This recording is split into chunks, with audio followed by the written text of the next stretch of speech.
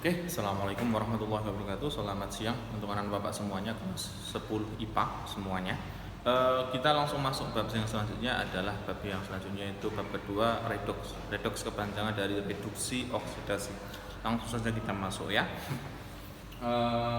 Reduksi dan oksidasi. Yang pertama masuk ke pengertian dulu. Pengertian redoks atau reduksi oksidasi ada 4, ditinjau dari 4 hal. Yang pertama pengertiannya. Pengertian yang pertama adalah misalnya Bapak tulis di sini satu, ditinjau dari oksigen. Bapak tulis ditinjau dari oksigen.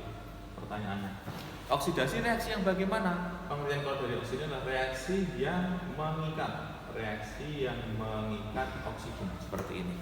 Nah, reduksi itu kebalikannya, berarti adalah reaksi yang melepas oksigen. Pertanyaannya, mengikat oksigen itu yang seperti apa? Mengikat oksigen berarti adalah ini melepas oksigen. Mengikat oksigen berarti adalah O-nya nambah, oksigennya nambah. Contoh reaksinya Bapak tulis. Misal kita tulis C ditambah dengan O2 menjadi CO2. Ini adalah reaksi oksidasi. Kenapa, Pak? C-nya di sini nggak punya O. Di sini jadi punya O, jumlahnya 2. Berarti dia mengalami oksidasi. Gitu, O-nya nambah dari nggak punya jadi punya 2. Kalau melepas berarti O-nya berkurang. Contoh reaksi ini dibalik boleh. Misal contoh yang lain, misalnya CO2 menjadi CO ditambah dengan setengah O2, misal seperti ini. Ini reduksi, reaksinya melepas oksigen. Di sini C punya O jumlahnya 2. Di sini punya 1 saja, dari 2 ke 1 oksigennya berkurang, maka melepas. Seperti itu. Pengertian yang pertama. Pengertiannya ada 4, paling penting nanti yang terakhir. Yang kedua, ditinjau dari adalah ditinjau dari hidrogen. Yang kedua ditinjau dari hidrogen. Oksigen dan hidrogen berkebalikan. Oksidasi itu adalah reaksi yang melepas hidrogen, sedangkan reduksi adalah reaksi yang mengikat hidrogen, mengikat H. Gitu. Contohnya bagaimana? Ingat. Kalau melepas H berarti H berkurang. Contoh, misalnya Bapak tulis reaksi. Misal 2NH3 menjadi N2 ditambah dengan 3H2. Di sini nggak usah perhatikan angka yang besar di depan. N punya H jumlahnya 3. Di sini N nggak punya H, berarti melepas H. Berarti kalau mengikat H, H-nya bertambah. Contoh, C2H4 ditambah dengan H2 menjadi C2H6. C-nya 2 punya H4, jadi C2 punya H6. H-nya bertambah, berarti mengikat H, kan begitu. Yang ketiga ditinjau dari elektron. Oke, Bapak lupa bilang, jadi begini. Di sini mengikat melepas itu bagaimana? Kita bikin kesimpulan seperti ini saja. Kalau nanti ada istilah mengikat, berarti itu intinya ada di kiri panah. Kalau ada istilah melepas atau membebaskan, melepas berarti di kanan panah. Maksudnya apa?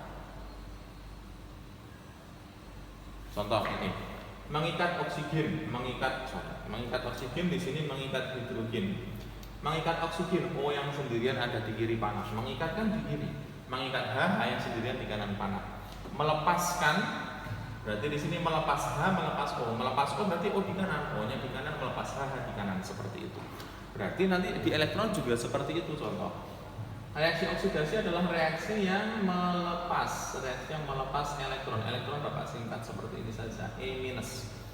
Berarti reduksi adalah reaksi yang mengikat elektron atau menangkap elektron, Contoh, karena melepas maka harus di kanan, karena mengikat harus di kiri. Contoh misalnya Bapak tulis, misal Bapak punya Na menjadi Na+ ditambah dengan elektron. Ini elektronnya di kanan panah, berarti melepas elektron. Contoh yang lain, misalnya Bapak punya satu lagi, misal Mg menjadi Mg2+ ditambah 2 elektron. Nah, seperti ini. Contohnya ini elektronnya bisa 1, bisa 2, bisa 3 dan seterusnya. Kalau mengikat berarti di kanan panah. Contoh, Cl ditambah dengan elektron menjadi Cl-. Berarti kan satu lagi misal contoh, O ditambah 2 elektron menjadi O2-. Contohnya seperti ini. Oke ya, bisa. Nah, yang terakhir yang paling penting. Yang terakhir yang paling penting adalah ditinjau dari bilangan oksidasi. Bilangan oksidasi. Kadang disingkat bilox. Kadang juga disingkat BO, itu saja. Bilangan reaksi oksidasi adalah reaksi yang bilangan oksidasinya naik atau bertambah. Reaksi reduksi adalah reaksi yang bilangan oksidasinya turun atau berkurang. Contoh, Bapak ambil dari sini saja. Pak, bilangan oksidasi itu apa? Setelah ini akan kita bahas. Contoh, Bapak ambil reaksi yang atas ini saja. Misal, kita punya reaksi ini Mg menjadi Mg2+ ditambah 2 elektron. Kemudian O ditambah 2 elektron menjadi O2-. Mg. Pak, Mg bilangan oksidasinya berapa? Bapak tulis pakai yang biru ya. Nah, Mg bilangan oksidasinya adalah berapa? 0. 0 dari mana nanti Bapak jelaskan. Sendirian 0. Ini O sendirian, ini juga 0. Mg2+ berarti kita anggap plus 2. O2- berarti min 2. Nah, dari 0 ke plus 2 ini adalah naik, ya kan? Naik berarti adalah oksidasi. Dari 0 ke min 2 ini adalah turun, berarti adalah reduksi. Nah, pengertiannya seperti ini saja dulu. Nanti sering-sering ditonton videonya ini biar bisa paham, gampang.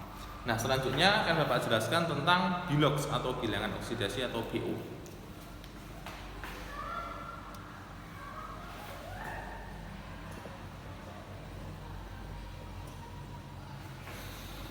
Bilangan oksidasi atau BO ada aturannya. Aturannya 5 harus dihafal. 5 itu mana? 1, 2, A, B, C. Ada 5.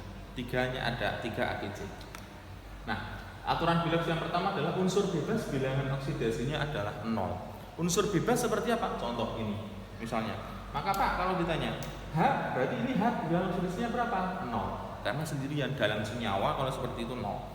Na bilangan oksidasinya 0, K bilangan oksidasinya 0, N2 0. Ini semuanya adalah unsur bebas. Ini senyawa Pak? Iya benar, tapi hanya terdiri dari satu unsur, maka bilangan oksidasinya 0. F2 0, P4 0, S8 0. Yang hanya terdiri dari satu unsur, bilangan oksidasinya 0. Itu harus dipegang. Yang kedua, ion bilangan oksidasinya adalah sama dengan muatan. Ion itu apa? Ini unsur bebas. Unsur bebas itu nggak ada muatannya. Kalau ion ada muatannya, ada plus, ada 2, ada plus 3, ada min 1, ada min 2, ada min 3. Nah, kalau ion bilangan oksidasinya sama dengan muatannya.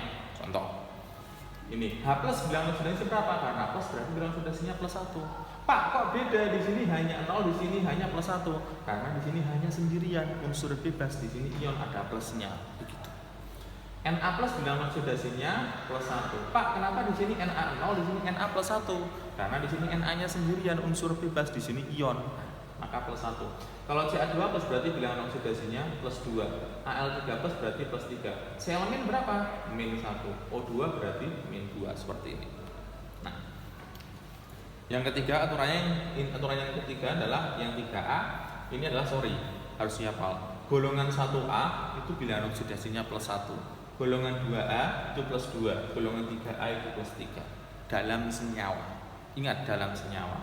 Pak, ini Na golongan 1A kenapa 0? Karena dia bukan bersenyawa.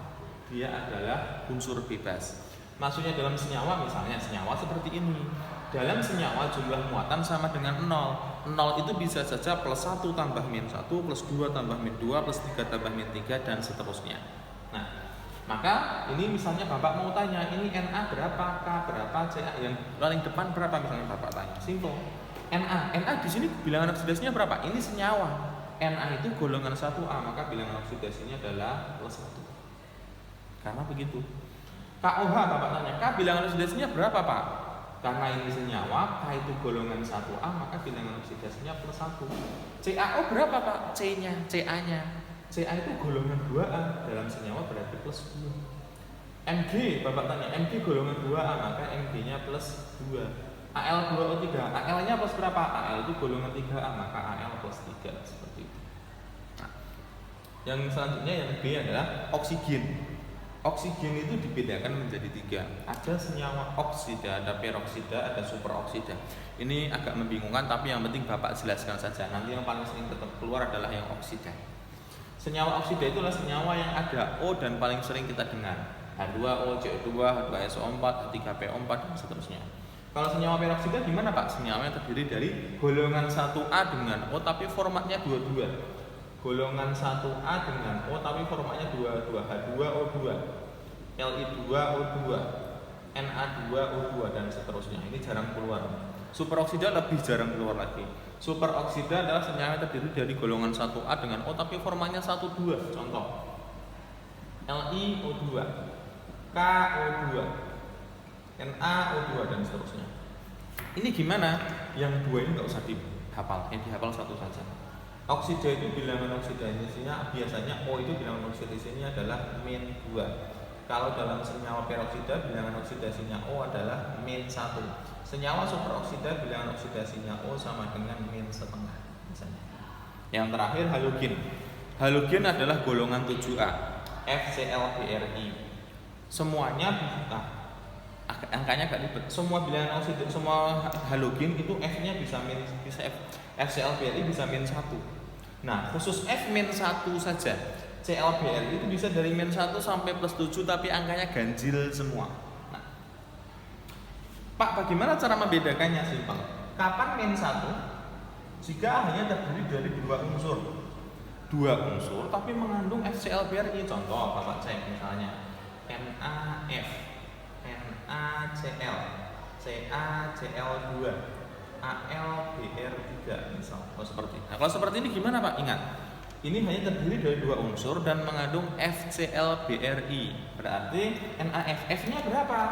-1. Kenapa? Terdiri dua unsur -1. Cl berarti Cl di sini -1, di sini -1, di sini juga -1. Begitu. Kapan +1, +3, +5, +7? Kapan begitu? Kalau terdiri dari tiga unsur. Senyawanya terdiri dari 3 unsur. Contohnya mana Pak?